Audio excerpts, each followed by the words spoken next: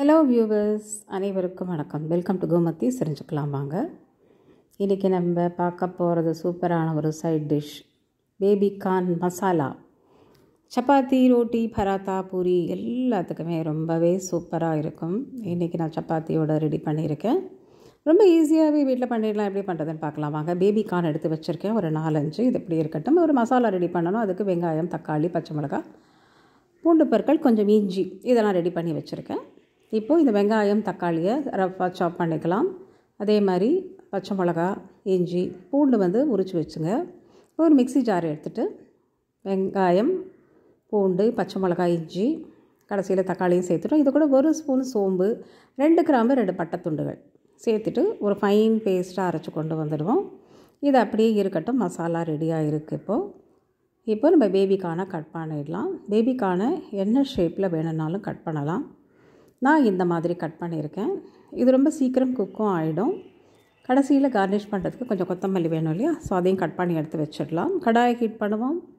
2 spoon எண்ணெய், 1 spoon நெய் சேர்க்குறேன். பட்டர் கூட சேர்க்கலாம், நெய்க்கு பதிலாக நல்லாயிருக்கும். ஜீரகமும் ஒரே ஒரு பே லீஃப் தாளிச்சிடலாம். இது கூட நம்ம நறுக்கி வச்சுருக்கிற பேபிக்கானை போட்டுட்டு ஜஸ்ட்டு ஒரு நிமிஷம் வதக்குங்க. மீடியம் ஃப்ளேம்லேயே குக் பண்ணுவோம். பொறுமையாக பண்ணும்போது நல்லாயிருக்கும். இப்போ ஓரளவுக்கு வதங்கிடுச்சு. இப்போ நம்ம என்ன பண்ண போகிறோம், நம்ம அரைச்சி வச்சுருக்கோம் இல்லையா, அந்த பேஸ்ட்டை கலந்துடலாம். பேஸ்ட்டை கம்ப்ளீட்டாக போட்டுருங்க. நம்ம இதில் எல்லாமே போட்டிருக்கிறதுனால இது ரெடி ஆன உடனே டக்குன்னு சாப்பிட்டுடலாம். ரொம்பவும் டேஸ்ட்டாக வேறு இருக்கும். இது கொஞ்சம் அலம்பி விட்டுக்கலாம். மிக்ஸி ஜாரை கொஞ்சம் அலம்பி விட்டுக்கோங்க. இது கூட மசாலாஸ் பேசிக் ஸ்பைசஸ் தான். நம்ம கொஞ்சம் மஞ்சள் பொடி, மிளகா பொடி, காரப்பொடின்னு சொல்லுவோம் இல்லையா, அது சேர்த்துப்போம்.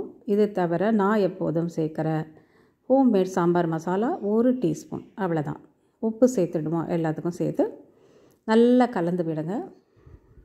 கலந்துட்டு நம்ம ஒரு 5 மினிட்ஸ் குக் பண்ணினோன்னா போகிறோம்.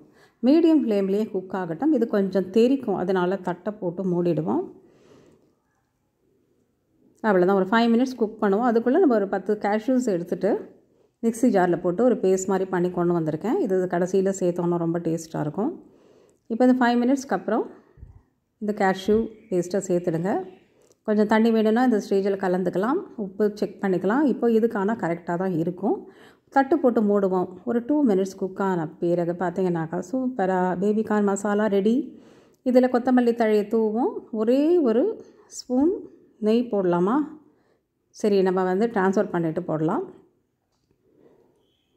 இதே மாதிரி கடைசியில் பட்டர் கூட ஒரு சின்ன க்யூப் போட்டானா ரொம்ப நல்லா தான் இருக்கும். இன்றைக்கி நான் நெய் தான் சேர்க்க போகிறேன். கொஞ்சம் கொத்தமல்லியும் தூவிட்டு கொஞ்சம் நெய் சேர்த்துடுவோம். அவ்வளோதான். இது கூட நம்ம சப்பாத்தி கூட, பராத்தா கூட எல்லாம் கொடுக்கும்பொழுது ரொம்ப ரொம்ப ரொம்ப டேஸ்டியாக இருக்கும். ட்ரை பண்ணி பாருங்கள். ரொம்ப ஈஸியாக சட்டுன்னு பண்ணிடலாம். இன்றைக்கி நான் சப்பாத்தி கூட கொடுக்க போகிறேன். சுட சுட சப்பாத்தி பண்ணிவிட்டு அழகாக ஒரு பவுல் வச்சு நம்ம இதை சைட் டிஷ்ஷை வச்சு கொஞ்சம் வெங்காய துண்டுகள்லாம் வச்சு கொடுத்துடலாமா? நீங்களும் ட்ரை பண்ணி பாருங்கள். சேனல் ஃபஸ்ட் டைம் பார்க்குறீங்கனாக்கா சப்ஸ்கிரைப் பண்ணுங்கள். பெல் ஐகானை கிளிக் பண்ணி ஆல் அப்படிங்கிற ஆப்ஷனை கிளிக் பண்ணி வச்சுக்கோங்க. அப்போ தான் நான் போடுற வீடியோ எல்லாமே உங்களுக்கு நோட்டிஃபிகேஷனாக வரும்.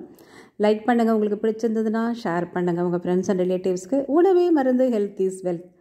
Stay healthy viewers. Thanks for வாட்சிங்.